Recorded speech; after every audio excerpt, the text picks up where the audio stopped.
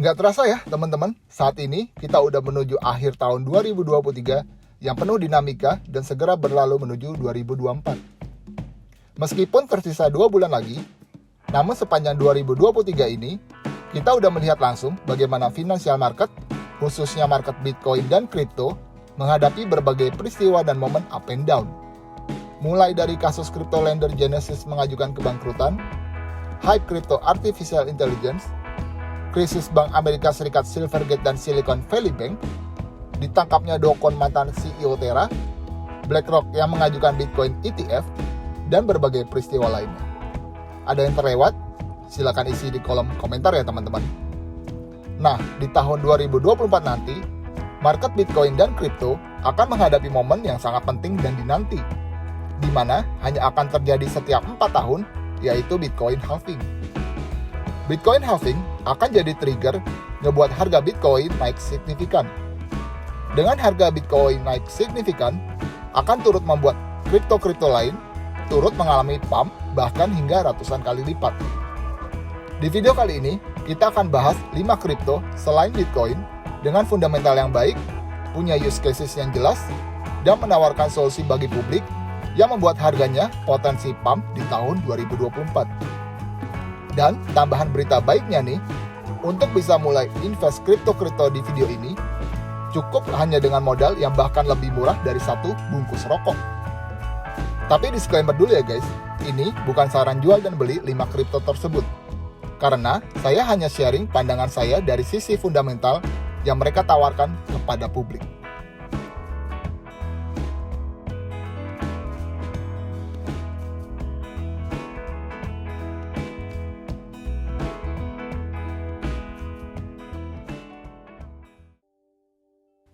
Yang pertama ada Polygon atau Matic.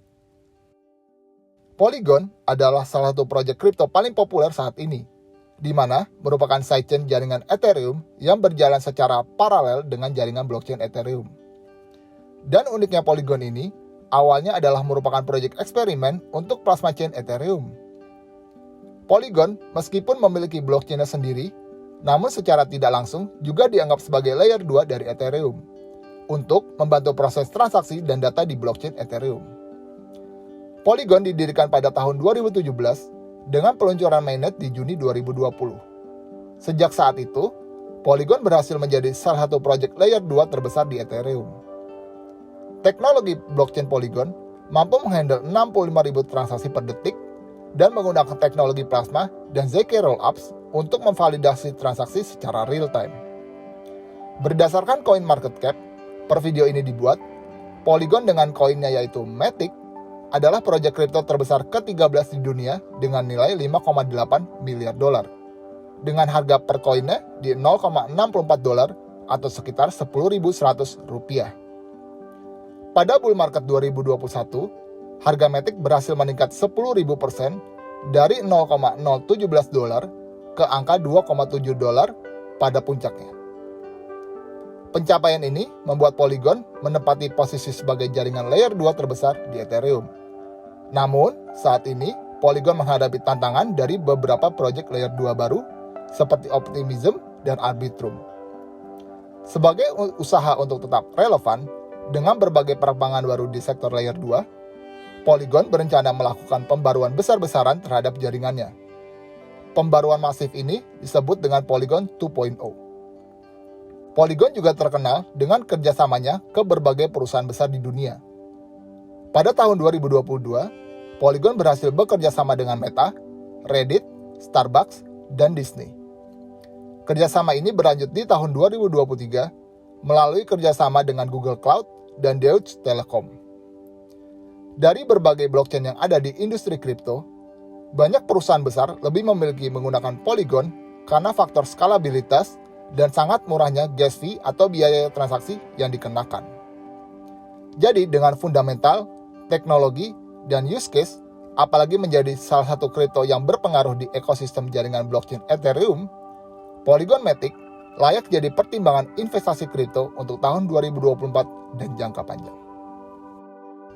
Yang kedua ada Cardano atau ADA. Cardano dikembangkan oleh Input Output Hong Kong sebagai perusahaan induk dari blockchain Cardano. Cardano adalah blockchain dengan protokol Proof of Stake yang didirikan oleh Charles Hoskinson pada tahun 2015 dan diluncurkan pada tahun 2017. Charles Hoskinson juga merupakan salah satu pendiri atau co-founder jaringan Ethereum bersama Vitalik Buterin hingga kemudian keluar mengembangkan Cardano karena faktor internal. Cardano juga mengklaim sebagai blockchain generasi ketiga setelah Bitcoin dan Ethereum, karena dibangun berdasarkan riset akademis dan dianggap menjadi evolusi atas blockchain yang sudah lebih dulu berada di market. Hal ini karena tim pengembangan Cardano terdiri dari sekelompok profesor, akademisi, saintis, dan ahli kriptografi. Nama Cardano sendiri dipilih karena terinspirasi dari tokoh ahli matematika zaman Renaissance bernama Gerolamo Cardano. Algoritma Cardano disebut dengan Ouroboros. Ouroboros adalah salah satu simbol mitologi kuno yang melambangkan seekor ular yang memakan ekornya sendiri, di mana dalam varian lain ini mengartikan simbol infinity atau tidak terhingga pada matematika. Sementara itu, nama koin natif di jaringan Cardano adalah ADA, yang juga dipilih dari salah satu nama ahli matematika pada abad ke-19 yang juga dikenal sebagai programmer komputer pertama di dunia bernama Ada Lovelace.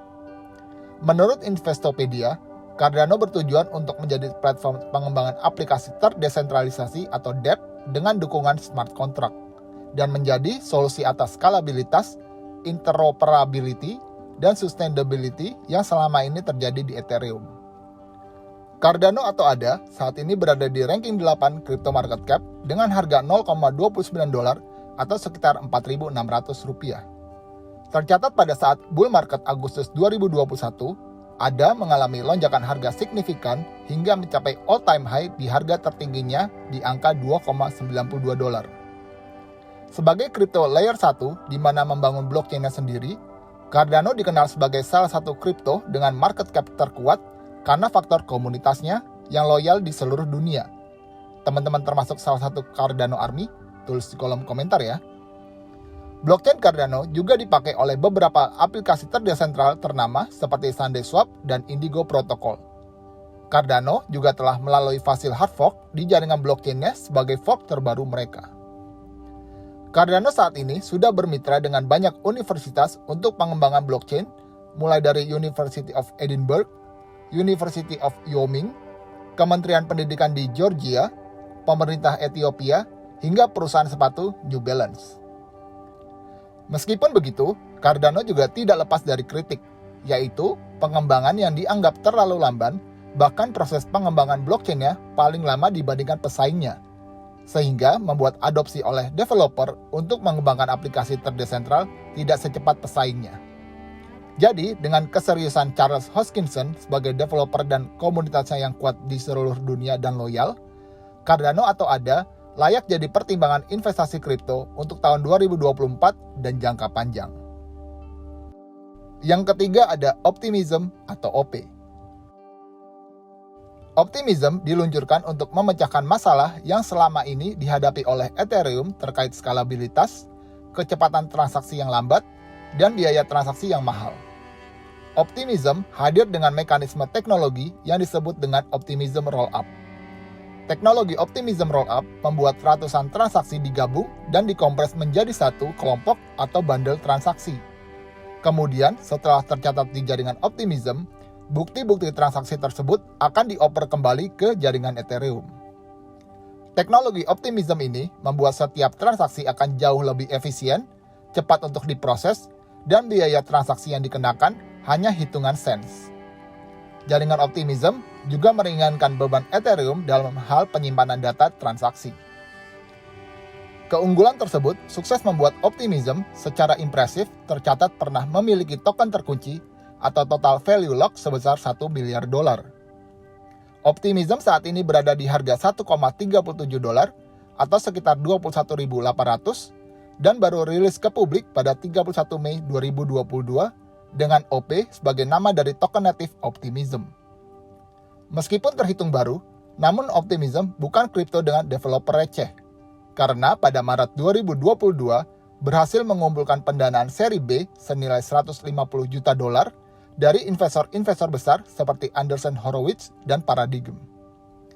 Ekosistem di Optimism juga sudah memiliki 100 aplikasi terdesentral di dalamnya, seperti Synthetix, Velodrome, Lyra, Curve, Uniswap, DeForce, Stargate Finance, dan lainnya. Meskipun begitu, Optimism juga nggak lepas dari beberapa kritik, seperti punya sifat sentralisasi yang lebih kuat dibanding Ethereum. Hal ini mengingat Optimism punya wewenang untuk menangguhkan aktivitas jaringan atau memprioritaskan beberapa validator. Dan tim Optimism juga memiliki kuasa atas teknologi yang bertanggung jawab menciptakan blok transaksi di jaringan. Jadi, walaupun masih merupakan kripto yang baru, tapi dengan di-backup oleh beberapa investor ternama, solusi yang dihadirkan, dan berada di ekosistem blockchain Ethereum sebagai ekosistem kripto terbesar, Optimism layak jadi pertimbangan investasi kripto untuk tahun 2024 dan jangka panjang. Yang keempat ada NEAR Protocol atau NEAR. NEAR Protocol adalah sebuah platform terdesentralisasi dengan kapabilitas smart contract yang dapat mendukung terciptanya ekosistem DeFi dan dApps. Selain itu, NEAR memiliki kompatibilitas dengan jaringan Ethereum melalui Ethereum Virtual Machine atau EVM, sehingga pengembang aplikasi Ethereum dapat berpindah ke NEAR dengan mudah. NEAR didesain sebagai blockchain layer 1 yang murah, cepat, dan lebih mudah digunakan oleh pengembang aplikasi. Pilar utama jaringan NEAR adalah inovasi dalam teknologi layer 2 yang disebut sharding dan penggunaan mekanisme konsensus Dump-Slug. Kedua teknologi ini memungkinkan NEAR untuk memproses transaksi dalam waktu yang cepat dan ideal untuk digunakan secara massal. Sharding adalah arsitektur blockchain yang memungkinkan setiap node komputer atau server yang berpartisipasi dalam proses verifikasi untuk hanya menyimpan sebagian kecil dari data platform. Sharding dapat meningkatkan kecepatan dan skalabilitas jaringan tanpa mengorbankan keamanan dan desentralisasi.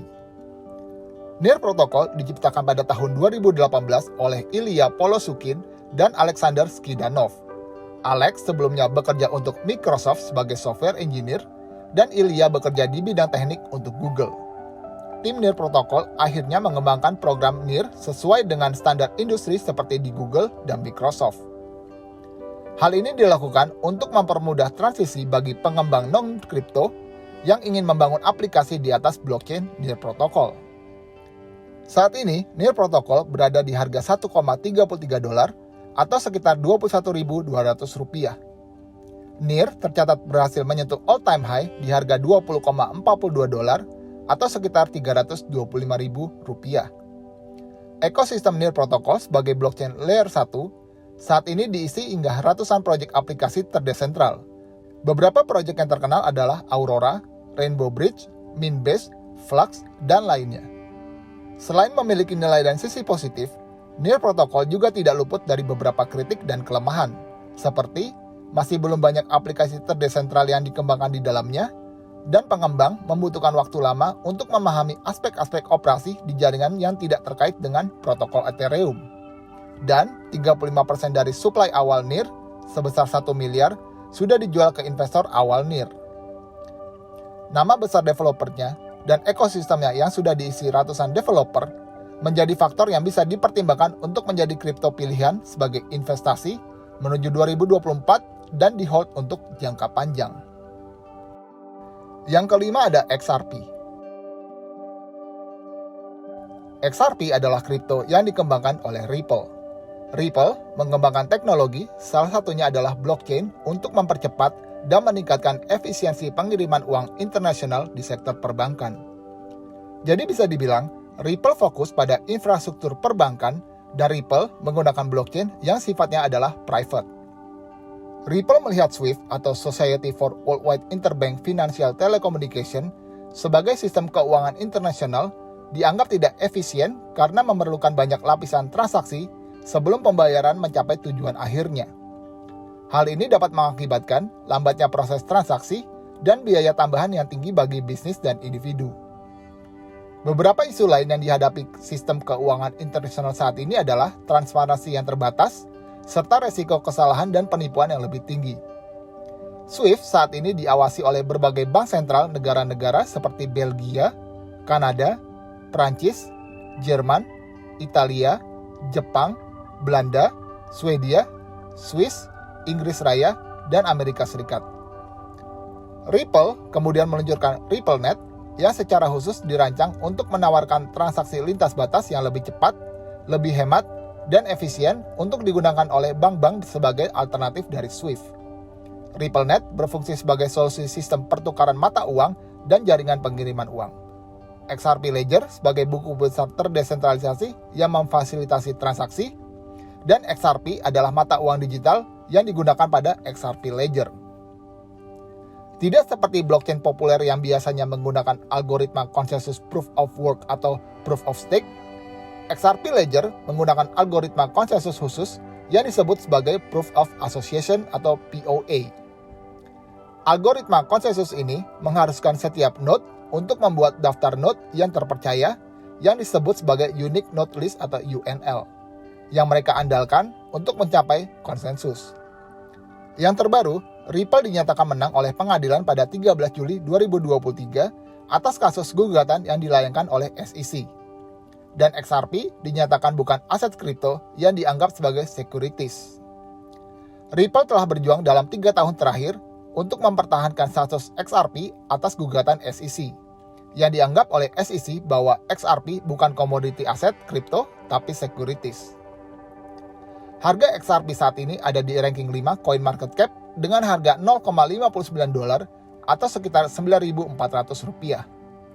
Meskipun begitu, Ripple dan XRP juga mendapatkan beberapa kritik atas kekurangan mereka, yaitu koneksi validator yang dapat diputuskan, dan node dapat dihapus dari UNL sebagai pembalasan. Tetapi, tidak akan ada dampak finansial dari serangan tersebut. Dan implementasi POA XRP Ledger tidak terdesentralisasi dalam hal node penghasil blok seperti rantai proof of work atau proof of stake yang paling populer, yang mungkin disebabkan oleh tidak adanya insentif keuangan untuk berpartisipasi. Dengan teknologi yang dimilikinya, Ripple memiliki potensi untuk merevolusi pembayaran lintas batas dan pengiriman uang yang selama ini didominasi oleh SWIFT. Ripple bertujuan untuk mempengaruhi perusahaan dan lembaga keuangan daripada pelanggan retail, dengan menawarkan liquidity hub untuk perdagangan kripto dan manajemen aset digital. Sehingga dengan beberapa hal tersebut, membuat XRP bisa dipertimbangkan untuk menjadi kripto pilihan untuk investasi menuju 2024 dan di-hold untuk jangka panjang. Jadi, apa kesimpulan dari video kali ini? Setiap kripto dengan developer yang serius dan ingin membuat industri kripto dan blockchain semakin tumbuh, berkembang, dan tidak dipandang sebelah mata, pasti akan menghadirkan solusi, bukan pump and dump apalagi rug pull.